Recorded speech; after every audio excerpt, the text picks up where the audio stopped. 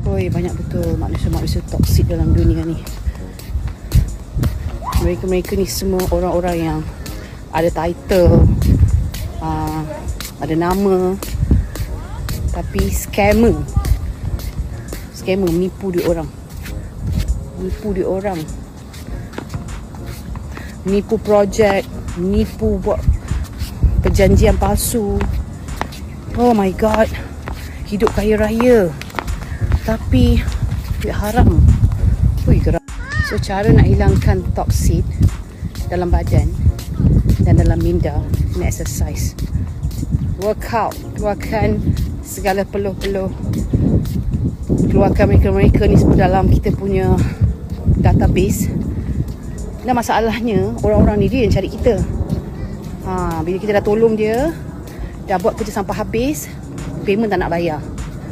Ui, nama